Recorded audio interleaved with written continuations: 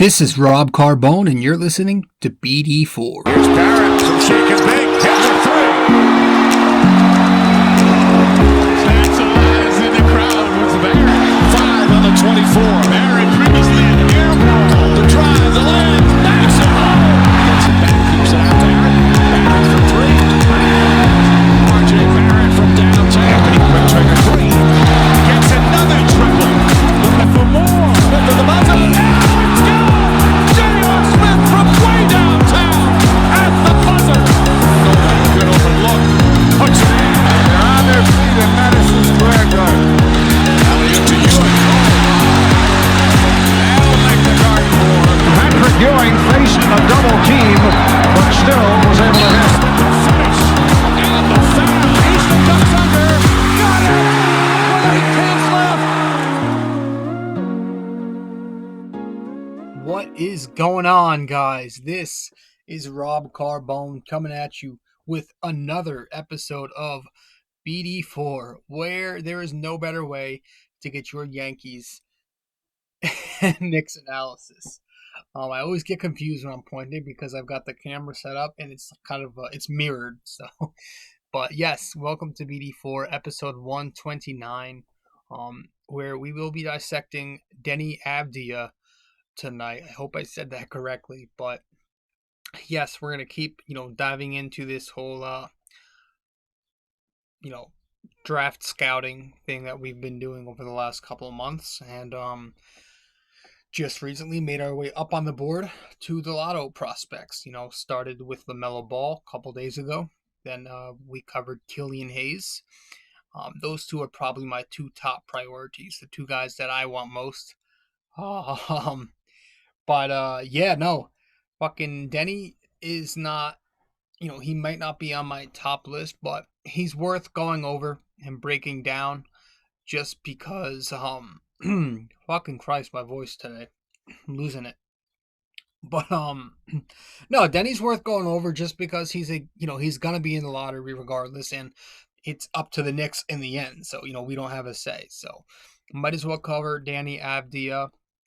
And yeah, that's who we're going to dive into tonight. But of course, I hope everybody's doing all right tonight. I hope everyone's doing well. Trying to record a little earlier than I usually do. So, this might be up by the time it's, I don't know, I want to say 10 p.m. on May 26th, a Wednesday. So, and maybe we'll get lucky. Or is today Tuesday? Sorry, 10 p.m.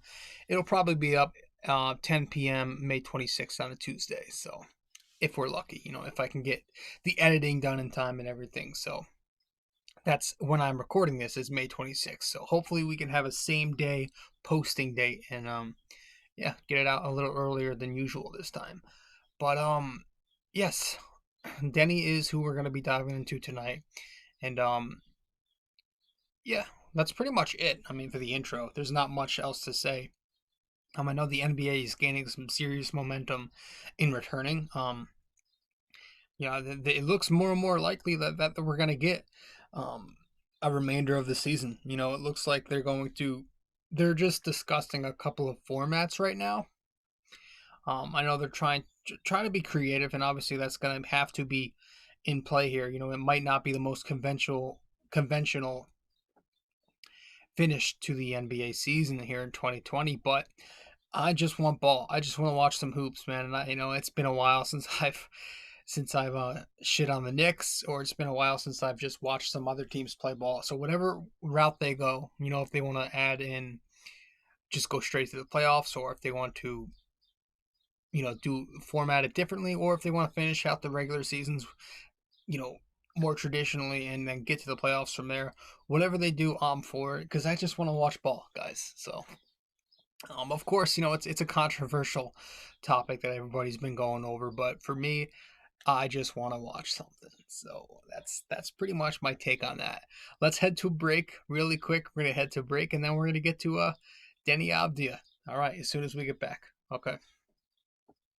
Oh, wait, let me set everything up, because I know last time we did this, or maybe a couple episodes ago, the video, if you're watching the video cast, the video kept freezing. But I just want to make sure it doesn't, just to stay safe. And I think we're all set up here. So yeah, we're gonna head to break, and as soon as we get back, we will talk about Avdija for episode 129. All right.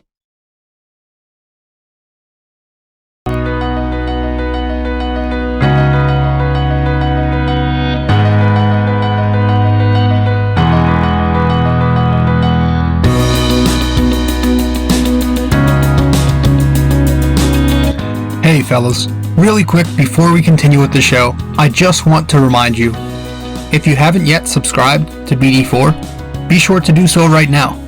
Just go to nysportstalkrc.wordpress.com/connect.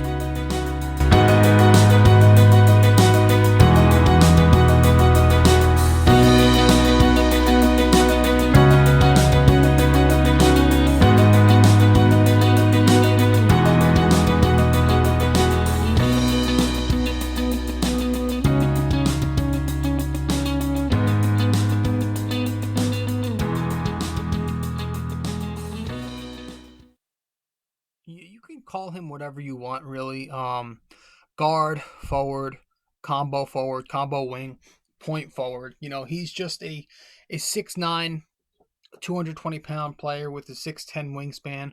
Although that's pretty unofficial as well itself. I've kind of had a tough time finding a legitimate or an official height, weight, wingspan for him. But the ones that I've seen, it ranged anywhere from 6'7" to 6'9", his height. His weight was about the same, 215, 220, and then the wingspan ranged from 6'9" to 6'10". So, I'd say we're in the same boat. So 6'9", 220, 6'10" is what I've got. And played in Israel, right? This past season, he played for a couple of clubs. In 2020, he played 47 games for a few different clubs, and so we're going to read off his, combined statistics here. Through 47 games with 14 starts and getting 20 minutes a night for the most part off the bench. He had, the numbers aren't going to stand out, but 8 points, 4 rebounds, and 2 assists per game on 51% from the floor, 34% from 3, and 52% from the free throw line. Doing so on a volume of 5.9 field goal attempts, 2.5 3-point attempts, and 1.6 free throw attempts per game. Defensively, he collected 0.5 steals and 0.6 blocks, while turning it over 1.3 times versus 1.9 personal fouls. So those are his numbers this past season. Again, nothing standoutish, but he is somebody who I still expect, just because some scouts are pretty high on him. I expect him to go early to mid lotto. I would expect him, most likely scenario is mid lotto, right? He will be somebody who's drafted in the lottery towards the 8, 9, somewhere between 5 to 9, I'll say. I do think there's going to be a handful of players who get selected before he does, but he'll be a lottery pick, but in terms of this is the thing for me. He's a role player. I think the outlook for him is he's going to be a role player in the NBA. A secondary playmaker, not somebody who's going to be, a standout starter, more of a high floor player with a low ceiling, a higher type of floor, somebody with a lot of craft. And, my thing here is I think he's a safe pick, right? I think he's not my first preference, nor is he my second, third, or fourth. I would love to select Deni if he were to be available late in the first. If we could take him with that LAC pick, that would have been great, right? But that's obviously not the scenario here because, again, he's probably going to be selected mid-lotto, maybe even earlier in the lottery. But, some comparisons I've heard, don't flip out because sometimes when people hear comparisons, they immediately think we're talking about comparing ceilings and talent level. That's not always the case. Sometimes it's just as simply as play style. And that's where the Luka Doncic comparison comes in, more like a role player version of Luka, right? I've heard this one I don't love, Mario Hezonja, maybe a better version of him. And I've heard a blend of Manu Ginobili and David Lee, so that's an interesting thing that I read. Excuse me. And fresh off The Last Dance, I've heard a Tony Kukoc comparison. And then last but not least, I've heard a Turkoglu. Remember that guy Turkoglu who played for quite a while, since the early 2000s and retired maybe about 6 or 5 years ago. So I've heard some comparisons. I'd say the one I like best is, Luka Doncic if he was a role player, right? That's somebody who I think Deni could possibly play like, right, in terms of the way he plays on the court. So yeah, I think he's a safe pick. Not one of my first couple of preferences, but somebody who's there. And if the Knicks, happen to miss out on 4 or 5 other guys that I would love them to take, then sure, I would go for Deni. But I think his strengths here are playmaking, size, slashing and finishing. His back to the basket game, pretty good in the post, and then he's got a very high motor. I think those are his strengths. We'll go over the weaknesses later, but for now, let's start with his best traits. And the playmaking one is probably what stands out most when we're talking about Deni, is that he can make a variety of passes. He's just an excellent playmaker. He can make the drive and kick. He can make the drop off pass. He'll make those live action passes better with his right. And he's good in pick and roll, and also can play the pick and pop when he's paired with a guard. He knows how to. He loves playing, with ball screens. He utilizes ball screens very effectively. He's very patient in pick and roll, and will make those precise pocket passes to the roller. So he's just a good overall floor general who loves utilizing ball screens, and he just loves to use his teammates to create open looks and open pockets and windows for generating space for his teammates. So a good floor general, I guess, is the best way to describe it. Somebody with good timing and pretty great instincts as a playmaker, right? He's always going to find the open man. It seems to be natural with him as a playmaker. He's always finding that guy 9 out of 10 times, 10 out of 10 times, he'll find that guy open. So he's an efficient scorer, an efficient passer, somebody with a high IQ, doesn't really force the action, stays in his comfort zone. And that's kind of why he's, always had a low turnover rate, right? Not somebody who coughs the ball up, at least from forcing things. He's somebody who's going to stay in his zone and play his own game, which is why a lot of people think he'll have a high floor. Now, his passing ability it may not be flashy, again, but he does it all. He can hit all 3 levels. He'll hit the roller going to the rim. He will hit those baseline cutters, and he'll hit the spot ups on the perimeter. So he can do it all. I've seen some tape of this kid play.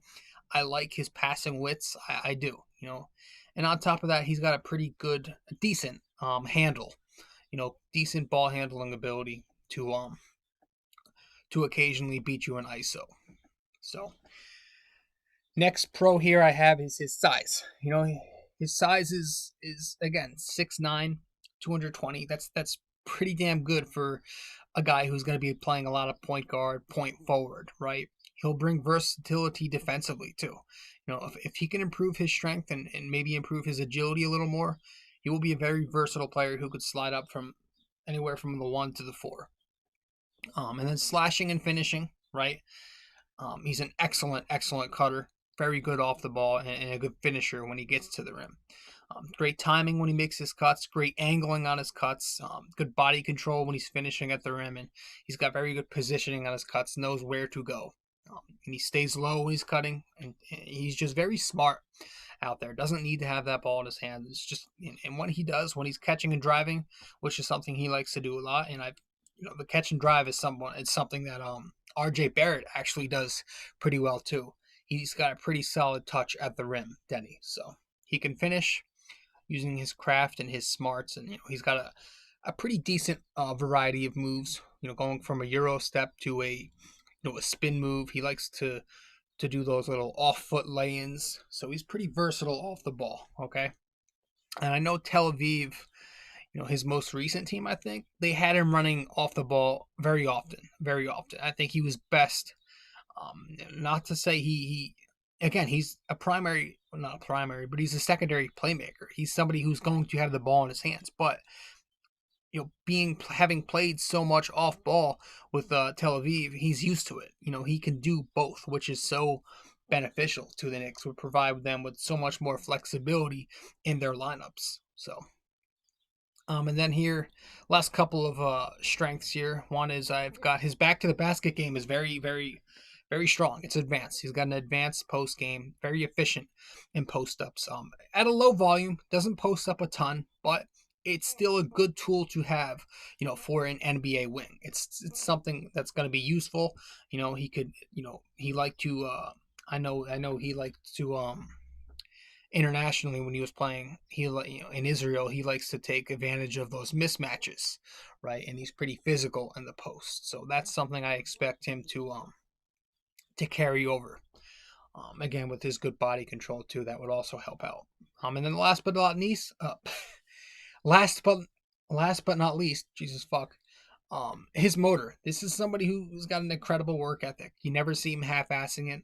He's got a very high motor, very competitive, both offensively and defensively. Good team defender. There's some upside here to where he could be a good team defender in the NBA. I just spit. I feel like I do that every episode. But no, yeah, he rotates well all around the floor. He's always communicating with his teammates. He's got quick reflexes. He provides some pretty good help side defense. Got a high overall IQ, and just somebody who he seems like he's going to be a good team defender. Good help side defender. Just somebody who he's got the ability to be at least adequate. On the other side of the floor. Again, a lot of it's going to be on gaining strength and being able to get a little bit more muscle into his frame. But that motor also helps him on the glass. He's pretty aggressive on the glass and a solid rebounder for his size. So those are pretty much his positives. Okay, so to recap really quick, he's a great playmaker who has the ability to play off the ball, and defensively he has shown some flashes, as a team defender. So those are his pros. Now some of his cons here, his weaknesses. Notice how we haven't really gone over his ability to shoot and score yet. That's one of my swing factors. I've got shooting and strength as the two swing factors, and to start with shooting, that's going to be that's kind of why this guy's probably not worth the lottery, taking him at 1 to 14 or whatever. The numbers were very inefficient. The free throw percentages were awful, constantly in the 50% range. 3-point percentages range from mediocre to below average.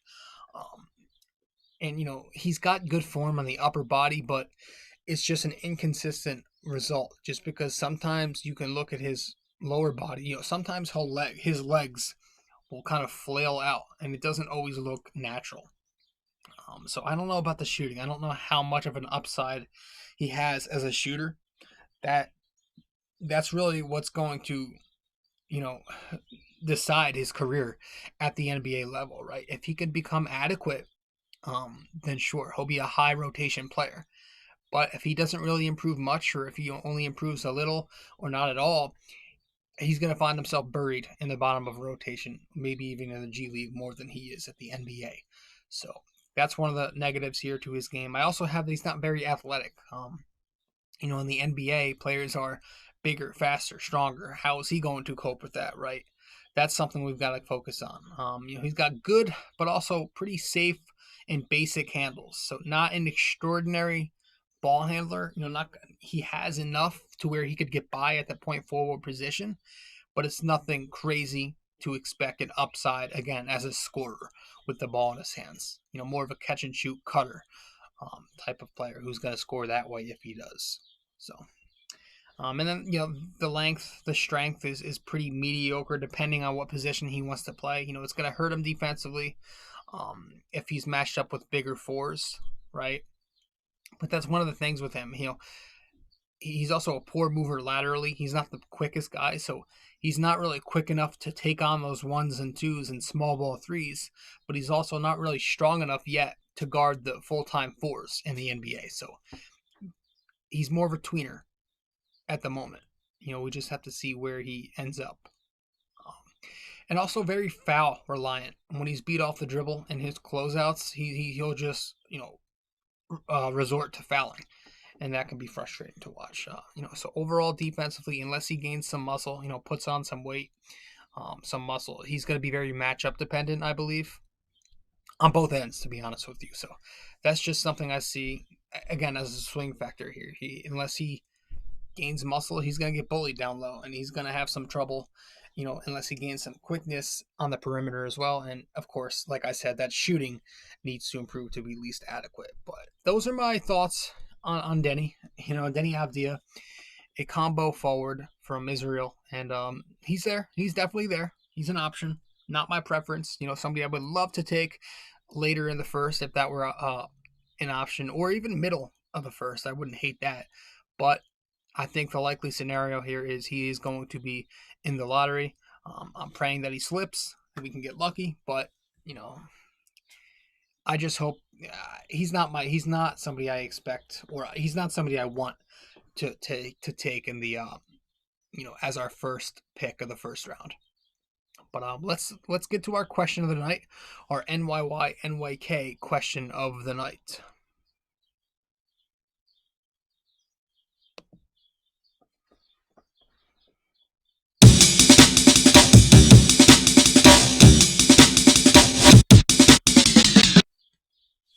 All right.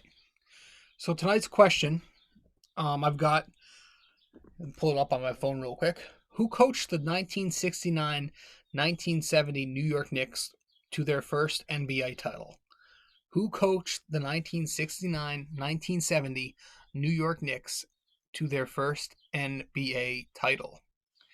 Okay, so you can respond either by commenting on my video on YouTube, or you can respond by commenting on the posts when I put this up on Twitter, Instagram, or Facebook. You can inbox me on Twitter, Instagram, or Facebook. Just get to me anyway, respond with the answer, and then we will let you know the answer to tonight's NYK question of the night in the next episode. Tonight was on the New York Knicks, and once again, the question was, who coached the 1969-70 Knicks to their first NBA title? So let me know your answers, and then we'll get back to you in the next show. But guys, thank you so much for tuning in, and I think that's it. I think we're gonna head out. I think it's we pretty much covered it all on Deni Avdija tonight for episode 129. So thank you guys for stopping by. This is gonna be it. This is your host Rob Carbone signing out of BD4. All right, thank you guys so much, and I'll see you next time. Ciao.